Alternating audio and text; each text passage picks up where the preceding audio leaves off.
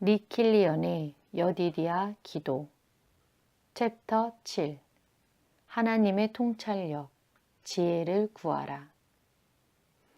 그 여자들은 창기였다.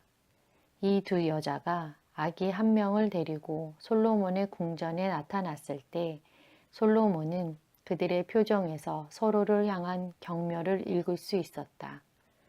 모세의 율법에 따라 그들은 돌로 쳐 죽임을 당할 수도 있었다.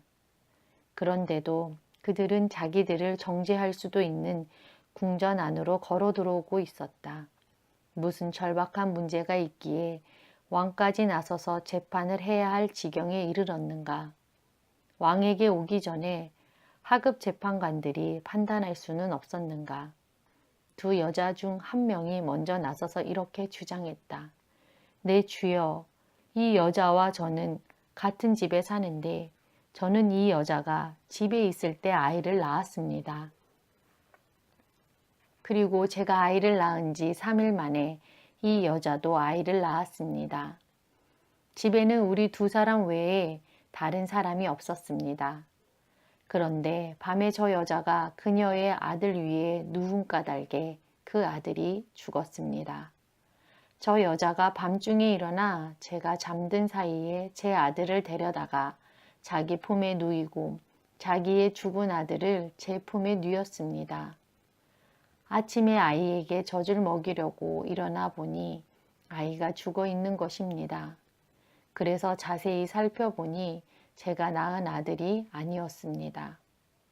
그러나 다른 여자가 끼어들어 아닙니다. 산 아이가 제 아들이요.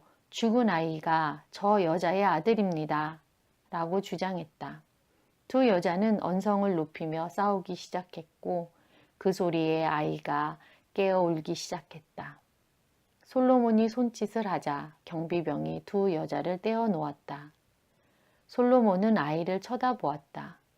하나님이 세우신 가족이라는 제도와 자식을 향한 본능적 모성애가 정말 놀라운 것이라는 생각이 잠시 그의 머리를 스쳤다.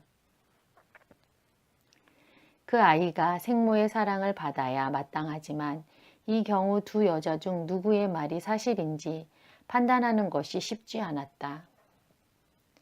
진실을 보는 눈. 두 여자는 부끄러워하는 표정을 지었지만 그들의 표정에는 진실성이 없었다. 깊은 생각에 잠긴 솔로몬은 만일 이 두 여자 중 하나에게 그나마 진실성이 남아있다면 그것은 바로 모성애라는 진실성일 것이다 라는 결론에 이르렀다. 누구에게 모성애라는 진실성이 남아있는지를 확인하려면 모질게 살아온 이들에게 익숙한 모진 방법을 쓸 수밖에 없었다. 솔로몬처럼 지혜로운 사람에게 어울리는 부드러운 방법은 통할 리 없었다. 왕의 아련실에 다시 침묵이 흘렀다. 두 여자를 쳐다보는 솔로몬의 눈에는 동정의 기색이 조금도 없었다. 그는 시선을 돌려 다시 입을 열었다. 한 사람은 살아있는 아이가 내 아들이고 죽은 아이가 내 아들이라고 말한다. 그러나 또 한 사람은 죽은 아이가 내 아들이고 산 아이가 내 아들이라고 말한다. 여기까지 말하고 솔로몬은 잠시 입을 다물었다. 그러더니 경비병에게 명령했다. 칼을 가져오너라. 경비병은 왕 앞으로 나아가 칼을 뽑았다. 그러나 솔로몬은 칼을 받지 않고 이렇게 명령했다.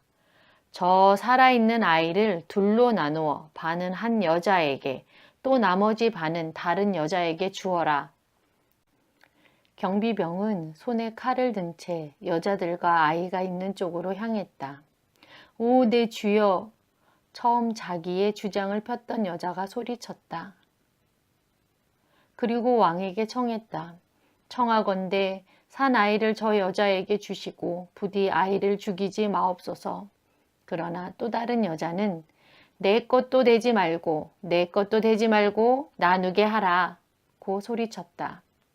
솔로몬이 경비병을 향해 손을 들자 경비병은 동작을 멈췄다.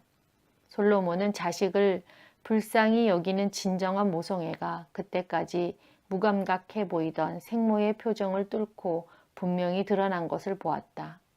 그는 방 안의 모든 사람이 들을 수 있도록 말했다. 사나이를 저 여자에게 주고 결코 죽이지 말라. 저가 그의 어머니이니라. 왕은 왕자에 다시 앉았고 방 안의 사람들은 웅성웅성하기 시작했다. 왕의 판결에 대한 소문이 온 이스라엘에 퍼졌고 백성은 왕의 지혜에 감탄했다. 이 사건을 제대로 해결한 재판관이 이스라엘에 없었지만 솔로몬이 지혜를 발휘하여 능히 해결한 것이다. 지혜는 생명나무와 같다. 우리는 날마다 수많은 결정을 내리며 살아간다.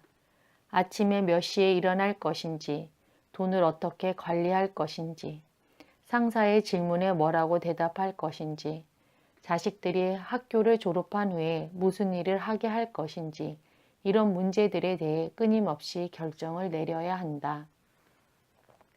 모험을 할 것인가 말 것인가, 다른 사람의 결정에 따를 것인가, 아니면 동의하지 않기 때문에 반대할 것인가. 우리가 중요하게 여기는 것을 양보하지 않고 밀어붙일 것인가. 아니면 불화가 생기지 않도록 피차 원만하게 처리할 것인가. 우리의 결정은 결정의 순간에 또는 그 다음날 또는 수십 년 후에 일파만파로 우리 삶에 영향을 미칠 수 있다. 그렇다면 우리는 어떻게 솔로몬처럼 늘 옳은 결정을 내릴 수 있을까? 대답은 간단하다. 이 대답을 적용하는 것은 복잡할 수 있지만 말이다. 옳은 결정을 내릴 수 있는 비결은 바로 지혜이다. 솔로몬은 우리가 행하는 모든 일에서 적극적으로 지혜를 찾는 것이 매우 중요하다는 사실을 강조하는데 잠언의 많은 부분을 할애했다. 지혜가 주는 유익은 어마어마하다. 지혜를 얻은 자와 명철을 얻은 자는 복이 있나니 이는 지혜를 얻은 것이 은을 얻는 것보다 낫고 그 이익이 정금보다 나음이니라. 지혜는 진주보다 귀하니 내가 사모하는 모든 것으로도 이에 비교할 수 없도다. 그의 오른손에는 장수가 있고 그의 왼손에는 부귀가 있나니 그 길은 즐거운 길이요 그의 지름길은 다 평강이니라. 지혜는 그 얻은 자에게 생명나무라. 지혜를 가진 자는 복되도다. 잠언 3장 13절에서 18절. 부는 바람처럼 왔다가 안개처럼 사라질 수도 있지만 지혜는 다르다. 지혜로운 사람은 평화로울 때에는 번창하고 역경을 당할 때에는 그것을 이겨낸다.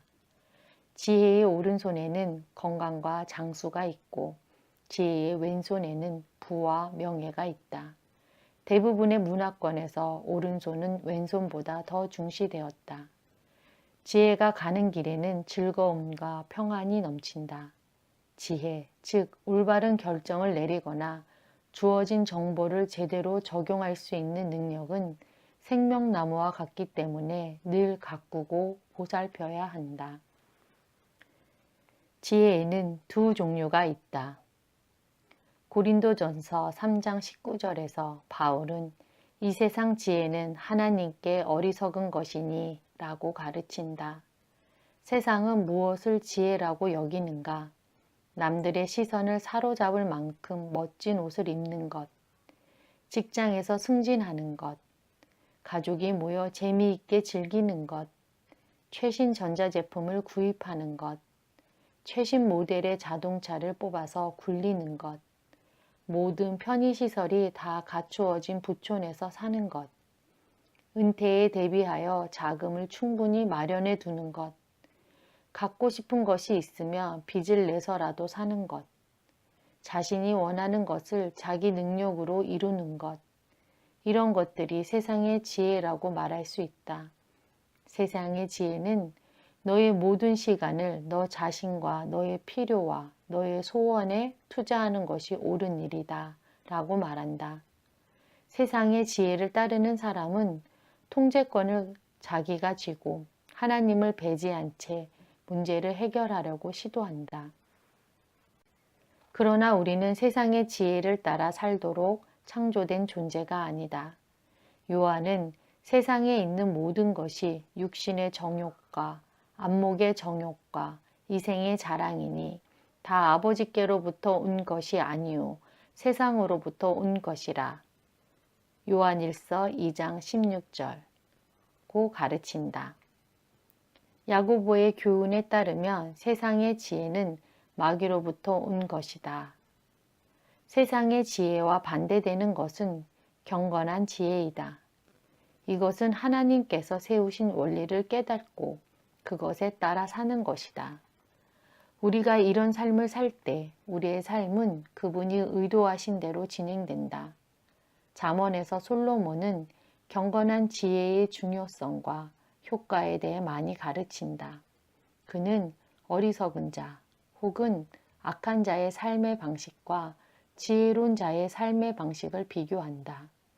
여기에서 전자는 하나님과 그분의 방법을 거부하거나 무시하는 사람이며 후자는 그분의 말씀을 경청하고 그분의 뜻에 따라 사는 사람이다.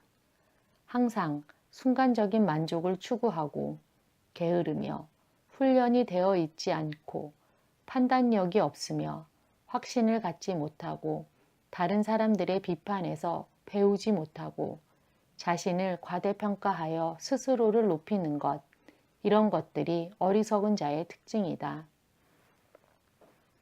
반면 지혜로운 사람은 훈련이 되어 있고 부지런하며 순종하고 말을 가려서 할 줄 알며 겸손하고 다른 사람들에게서 기꺼이 배운다. 솔로몬은 대저 지혜는 진주보다 나음으로 원하는 모든 것을 이에 비교할 수 없음이니라 고 가르친다.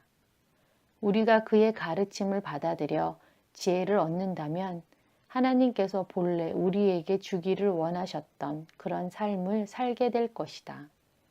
지혜는 우리에게 누구든지 내게 들으며 날마다 내 문 곁에서 기다리며 문설주 옆에서 기다리는 자는 복이 있나니 대저 나를 얻는 자는 생명을 얻고 여호와께 은총을 얻을 것임이니라. 잠언 8장 34절 35절 외친다. 경건한 지혜가 분별력을 준다. 경건한 지혜를 얻을 때 우리의 삶은 향상되고 지혜의 효과가 우리의 삶에서 나타나게 될 것이며 우리는 하나님의 길을 더욱 열심히 따르게 될 것이다. 경건한 지혜는 우리에게 분별력을 준다.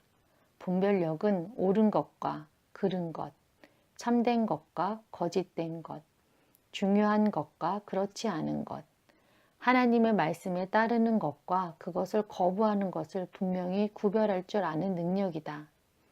분별력은 표면적인 것을 뚫고 들어가 본질적인 것에 이를 수 있는 능력이요. 자연적이고 일시적인 것을 넘어서 영적이고 영원한 것을 볼 수 있는 능력이다. 솔로몬은 아기를 놓고 서로 자기 아기라고 싸우는 두 여자에 대한 재판을 진행할 때 탁월한 분별력을 보여주었다. 분별력은 다른 사람들이 보지 못하는 숲속의 길을 찾아내는 능력이요. 어려운 상황을 쉽게 타개할 수 있는 방법을 찾아내는 능력이다. 분별력의 소유자는 상황을 정확하게 판단하기 때문에 예상되는 피해를 방지할 뿐만 아니라 유익을 극대화한다. 그는 적절한 때에 적절한 장소에서 적절한 행동을 할 줄 안다. 그는 신중하기 때문에 바람직하지 못한 상황을 피하지만 어리석은 자는 아무 생각 없이 행동하다가 해를 당한다. 이에 대해 솔로몬은 이렇게 말했다. 슬기로운 자는 재앙을 보며 숨어 피하여도 어리석은 자는 나가다가 해를 받느니라. 잠언 22장 3절. 세례 요한이 태어나기 전 하나님께서 천사 가브리엘을 제사장 사가랴에게 보내셨을 때 천사는 경건한 지혜를 가리켜 의인의 슬기라 불렀다. 누가 의인인가? 예수 그리스도를 온전히 신뢰하는 사람이 의인이다. 그러므로 예수 그리스도를 따르는 자로서 우리는 선택의 기로에 놓이게 된다. 즉, 우리 주변에서 흔히 볼 수 있는 세상의 지혜에 따라 살 것인가, 아니면 하나님의 지혜에 따라 살 것인가 하는 것이다. 그렇다면 어떻게 경건한 지혜를 얻을 수 있을까? 항상 지혜롭게 행동하기 위해 어떤 가치관을 가져야 하는가? 다르게 표현하면 우리의 우선순위 문제를 어떻게 정리해야 하는가? 구약의 잠언에 따르면 지혜를 얻을 수 있는 가장 확실한 비결은 여호와를 경외하고 교훈을 얻고 훈련을 받는 것이다. 유감스럽게도 이 비결에 대한 오해가 난무하지만 말이다. 여호와를 경외하라. 솔로몬은 여호와를 경외하는 것이 지혜의 근본이라고 가르쳤다. 아는 것이 많으면 지혜롭게 될 것이라고 믿는 사람들이 많다. 그러나 지식은 단지 사실에 대한 정보일 뿐이다. 지식은 지혜로운 자뿐만 아니라 어리석은 자도 가질 수 있는 것이다. 지식을 어떻게 사용하느냐에 따라 누구는 지혜로운 자가 되고 누구는 바보가 된다. 어리석은 자, 즉 하나님을 경시하는 사람은 무엇이 옳고 윤리적인 것이냐에는 관심이 없고 단지 지식을 이용하여 자기의 유익을 추구할 뿐이다. 우주에서 최고의 선은 바로 자신의 유익을 추구하는 것이라고 믿기 때문이다. 그러나 지혜로운 사람은 하나님을 기쁘게 해드리는 것이 최고의 선이라고 믿는다. 그렇기 때문에 하나님을 공경하고 그분의 길을 따르기 위해 지식을 사용한다. 여호와를 두려워하는 것, 즉 하나님을 공경하고 그분의 길을 따르는 것이 우리에게 지혜를 준다. 하나님이 존재하시고 그분이 만물의 창조자이시며 장차 우리가 우리의 행위에 대해 그분 앞에서 책임을 져야 한다는 것을 깨달았을 때 비로소 그분을 경외할 수 있다. 두려워하는 것이 부정적 개념이라고 믿는 사람들이 많은 것이 사실이다. 하지만 우리가 살아계신 하나님을 얼굴과 얼굴을 대하여 볼 때 경험할 수 있는 것을 표현할 수 있는 더 좋은 단어를 찾아내기 힘든 것도 사실이다. 하나님이 선하시며 사랑과 자비로 충만하신 것은 틀림없는 사실이다. 그렇기 때문에 우리는 그분을 믿고 의지한다. 하지만 그분의 전능하심에 대해 깊이 생각해 본 사람이라면 누구나 어느 정도 두려움을 느끼지 않을 수 없다. 대략적인 비유를 든다면 하나님 앞에 서는 것은 나이아가라 폭포의 발치나 그랜드 캐니언의 가장자리에 서는 것에 비유될 수 있을 것 같다. 당신 앞에 펼쳐진 절경이 장엄하고 경이롭지만 당신 자신이 완전히 안전하다는 것을 잘 알지만 당신은 두려움을 느낀다. 그렇다면 여호와를 두려워하는 것이 왜 지혜의 시작인가? 그것은 인간을 흔들어 그의 자기 기만과 자만을 깨부술 수 있는 유일한 방법이 여호와를 두려워하는 것이기 때문이다. 어떤 사람들은 하나님을 믿지만 그분이 전능하시고 타협을 모르는 의로운 재판관이심을 건강하게 두려워하지 않는다. 그렇기 때문에 그분에게 순종할 필요성을 느끼지 못한다. 그러나 여호와를 경외하는 것은 그분을 우리 삶의 주인으로 모시는 것이요. 그분이 우주의 법을 정하고 우주를 통치하시며 모든 지식이 그분의 진리에 종속된다는 것을 인정하는 것이다. 여호와를 경외하는 사람에게는 정확한 판단을 위한 정확한 관점이 주어진다. 잠언 8장 13절은 여호와를 경외하는 것은 악을 미워하는 것이라고 가르친다. 악을 미워하는 사람은 자기 삶 속에 악이 틈타는 것을 용납하지 않기 때문에 최선을 다해 악을 피할 것이다. 무슨 일을 하든지 그는 하나님의 관점에서 모든 것을 판단하고 항상 영원한 것을 염두에 두고 행동한다. 그러므로 그는 타협의 유혹에 넘어가지 않는다. 하나님의 관점에서 보면 모든 것을 정확히 판단할 수 있다. 그러나 그분의 관점을 모르는 사람은 모든 것을 상대적으로 본다. 자기 기만, 자만, 그리고 이기적 욕망 때문에 판단력이 흐려져 선악을 제대로 구분하지 못한다. 하나님을 경외하는 사람에게는 또한 명철이 생긴다. 명철은 사실이 어떻게 진리와 부합되는지를 아는 능력이다. 솔로몬은 여호와를 경외하는 것이 지혜의 근본이요 거룩하신 자를 아는 것이 명철이니라고 말했다. 명철이 있는 사람은 지식을 올바로 적용할 줄 안다. 하나님과 그분의 길을 더 많이 알수록 자신의 상황을 더 정확히 파악하고 어떤 상황에서나 무엇이 옳은지를 더 분명히 깨달을 수 있다. 교육과 훈련이 필요하다. 올바로 행하려면 어떻게 하는 것이 옳은 길이며 최선의 길인지를 알아야 할 것이다. 하지만 단지 아는 것만으로는 부족하다. 오히려 확고한 목적의식과 강한 의지력이 올바로 행하는데 더 큰 영향을 미치는 경우가 종종 있다. 교육과 훈련을 통해 형성되는 적절한 능력과 습관이 뒷받침되지 않으면 단순한 지식으로는 충분하지 않다. 예를 들어 보자. 당신이 골프를 치는데 티샷 기술을 향상시키려고 애쓴다. 완벽한 티샷을 머릿속으로 상상하는 것은 어렵지 않다. 그러나 제대로 치려면 근육의 기억과 훈련이 필요하다. 무엇보다도 올바른 스윙을 배워야 한다. 타격의 기술을 발전시키려면 책, 영상 또는 개인 코치의 도움을 받아야 할 것이다. 그런 다음에는 끊임없이 타격 연습을 반복해야 할 것이다. 그러다 보면 근육이 기술을 기억할 정도로 숙달되어 전혀 의식하지 않고도 제대로 공을 때릴 수 있을 것이다.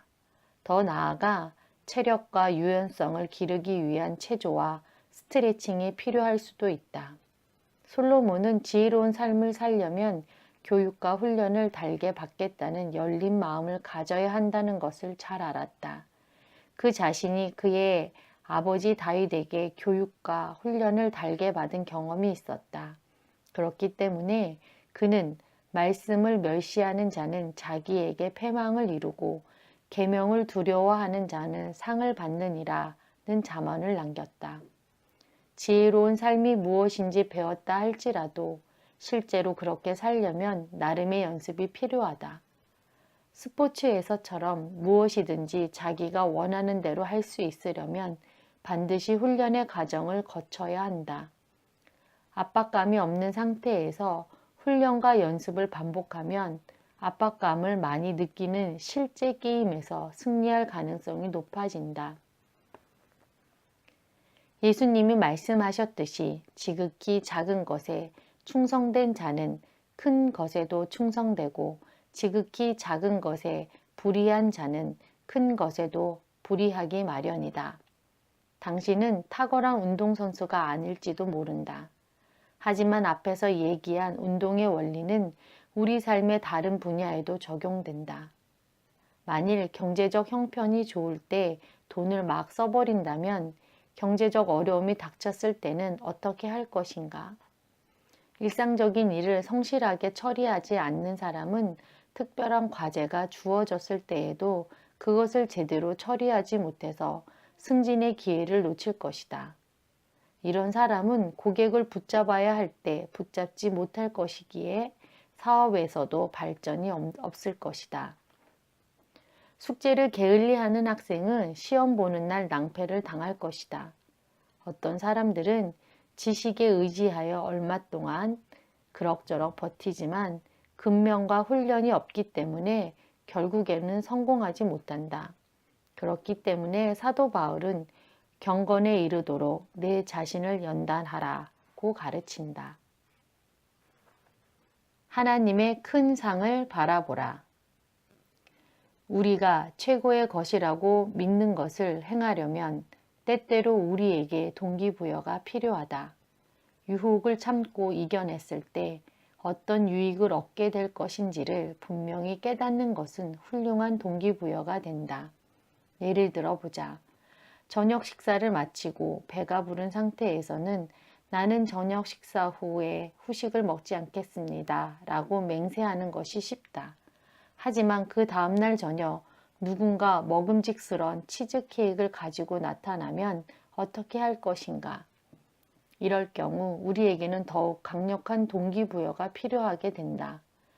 우리가 시험을 통과하고 유혹에 굴복하지 않는다 할지라도 디모데전서 4장 8절은 육체의 연단은 약간의 유익이 있으나 라고 말한다. 그러나 경건을 위해 연습한다면 금생과 내생에 큰 유익을 얻을 것이라고 약속한다.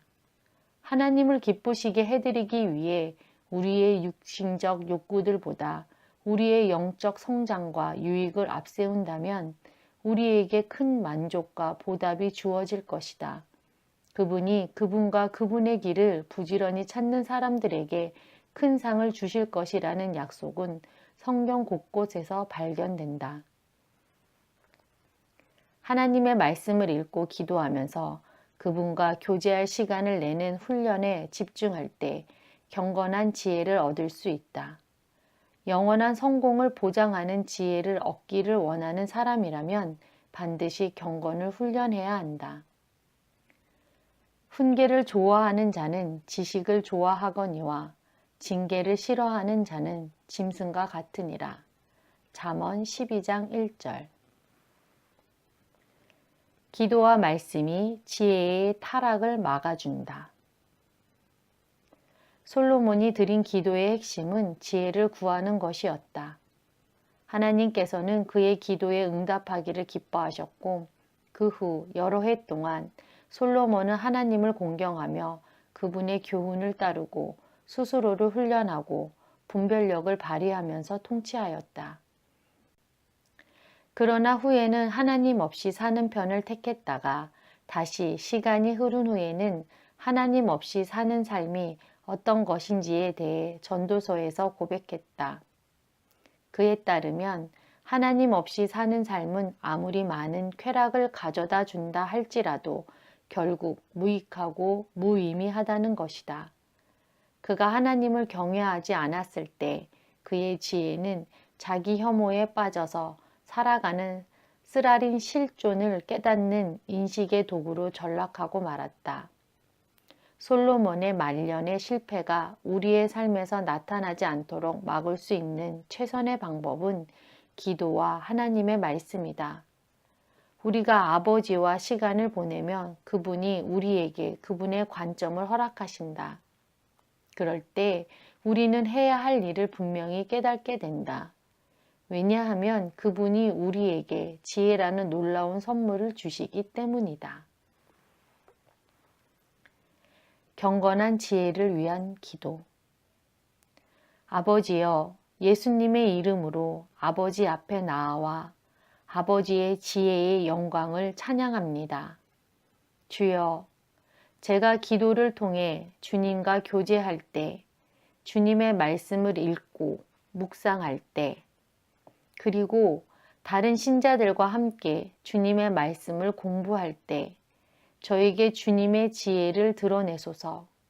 제 눈을 열어 주님의 말씀의 능력을 보게 하시고 날마다의 제 결정에 지혜의 빛을 비추어 주소서. 언제나 제 마음이 주님의 음성을 정확히 듣게 하시고 제 모든 행동 속에서 주님의 사랑과 명철과 의로운 판단이 드러나게 하소서. 주님을 기쁘게 해드리기 위해 저를 훈련하는 것이 어떤 대가를 치러도 좋을 만큼 가치 있는 일이라는 것을 깨닫게 하소서. 영원을 보는 눈을 통해 현재의 일들을 판단하게 하소서. 그리하시면 제가 주님을 얼굴과 얼굴을 대하여 마주 볼 때 얻게 될 상급이 이 땅에서 치른 희생보다 훨씬 더 크다는 것을 깨닫게 될 것입니다.